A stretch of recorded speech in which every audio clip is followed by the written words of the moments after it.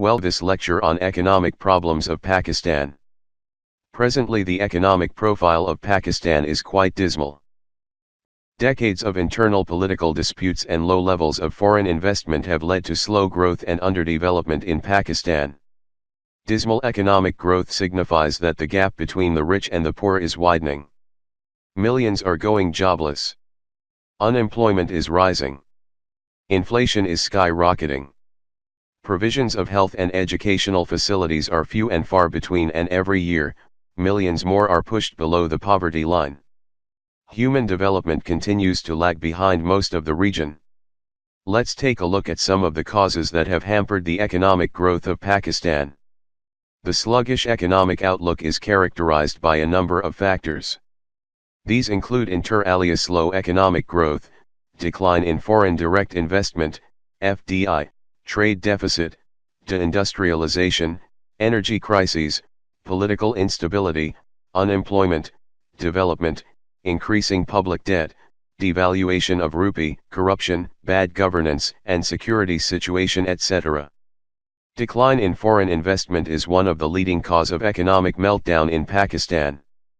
According to data released by the State Bank of Pakistan, SBP, foreign direct investment, FDI, declined by 35% during the first 5 months of the current fiscal year, i.e., 2018 to 2019, compared to the comparable period of the year before. The significant fall in Pakistan's foreign investment in the first 6 months of fiscal year 2018 to 19, FY19, has raised serious questions over the progress of current regime. According to independent economists, continuous drop in Chinese investment is a main reason behind overall decline in foreign investment in the country. Another cause of slow economic growth is trade deficit. Trade deficit increased from $2.5 billion in FY13 to $18.9 billion in FY18.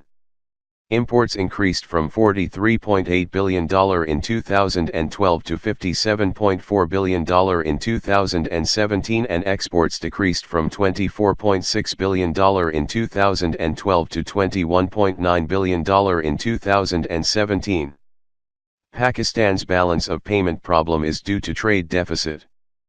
Pakistan had a trade deficit of $13.9 billion with China and $6.7 billion with the UAE in 2017. Moreover, it had a trade deficit of more than $1 billion with 9 countries including Saudi Arabia, India, Thailand, and Japan. In 2013, the trade deficit with China was $4 billion. Pakistan needs to increase its export and cut down on unnecessary import. Pakistan cannot increase its export if de-industrialization in the country took place. There are reports that numbers of textile manufacturers have relocated their industry in other countries, such as Bangladesh, Sri Lanka, Vietnam. For years, we have underinvested in social development. Pakistan's ranking on the Social Development Index lags all our neighbors. Half of Pakistan's children do not attend school, many are stunted, and literacy remains low, reflecting in the quality of human capital. 2 million young people that come of employable age annually need to find gainful employment, as do millions others underemployed. Pakistan needs to increase industrialization, especially in the field of tech and engineering. Without industrialization, state cannot provide quality life to its citizen. There is also a need to change the mindset of the people. People must be encouraged to consume locally manufactured products. Let's spread the Make in Pakistan message. One big reason of economic problem is energy crisis. Pakistan is in the midst of one of the worst energy crises in its history. This is both slowing the pace of economic activity and causing public unrest with prolonged outages of electricity and gas. Capacity utilization in some key industries has fallen to nearly 50%. Worst affected is the fertilizer industry, which faces interruptions to its gas supply and forced closures. Pakistan has the capacity to produce more than 1 million tons in exportable surplus urea, yet in 2011 to 12 it imported more than 1.1 million tons. This eroded the country's foreign exchange reserves and effectively entailed the payment of millions of dollars in subsidies, being the difference between the cost of locally produced and imported urea. Pakistan urgently needs to make some strategic decisions and change the national energy mix. However, there seems to be no end of Pakistan's energy woes in the near future. Any discussion on economic problem would be incomplete without appreciating the role of political stability or political instability, as you may like to refer. There exists overwhelming empirical evidence across countries and across time that political instability is negatively related to economic growth and performance. Political instability lowers private investment, slows economic growth and gives rise to unemployment and poverty. Political instability breeds corruption, misgovernance, limits policymakers' vision and creates volatility in economic performance. Pakistan is witnessing a prolonged period of political instability, and as such its adverse consequences for the economy are quite visible. The present government has failed to find its foot on the ground and continued to lurch from one crisis to another. Political instability persisted throughout, taking a heavy toll on the economy. The government found itself hapless in addressing socio-economic problems in general and external shocks in particular. It gave the impression of having little sense of direction and purpose. It is strange that the incumbent government, claiming to have a strong majority in parliament, has failed to create political stability in the country. People within and outside the country had a lot of expectations about political stability, strengthening of democracy, rule of law and respect for judiciary. Let's hope the incumbent government steer country out of crises.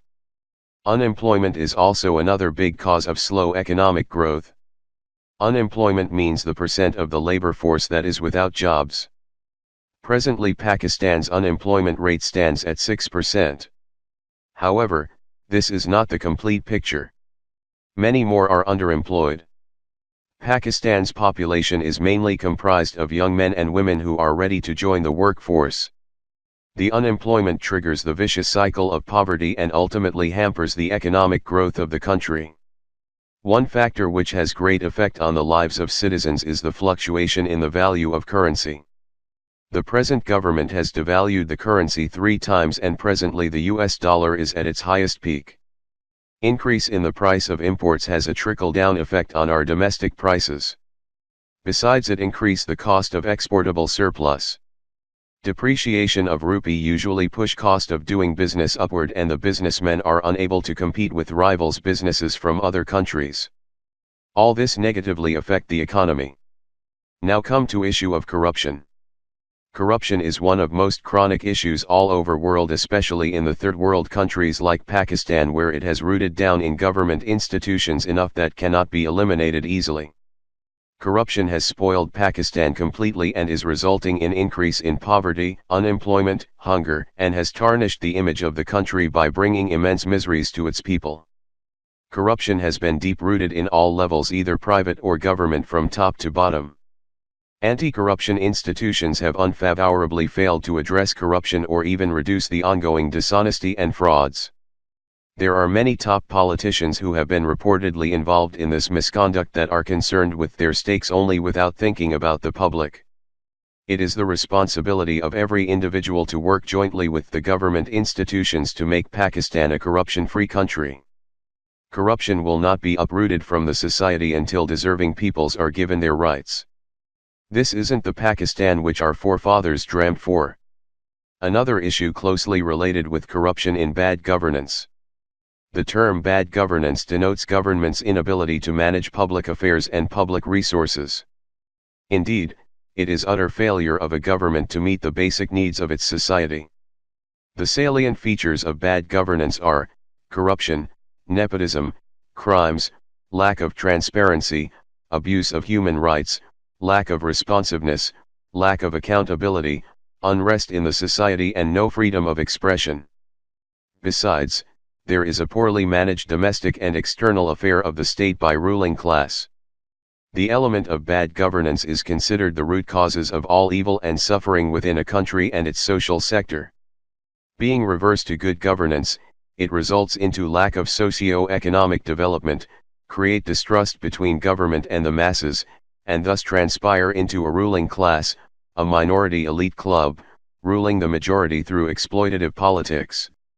A critical evaluation of governance system in the contemporary Pakistan exactly fits into the above-mentioned definition of bad governance. Pakistan's economy has been hard hit by volatile security situation. In the recent history, Pakistan is facing the menace of terrorism. Besides facing the consequences of Afghan war, Pakistan is also affected by various ethnic, religious, and linguistic conflicts which have increased terrorists' activities. These conflicts have severely affected the socio-economic structure of Pakistan. The analysis suggests that terrorism has negatively affected the economic growth in Pakistan. At this stage it would be appropriate to discuss some of the suggestions to improve economy. First of all, we will have to improve the security situation in the country. Person and property of the businessmen need to be protected. Secondly, urgent introduction of structural and institutional reforms are needed to put the economic cart on the motorway of sustainable development.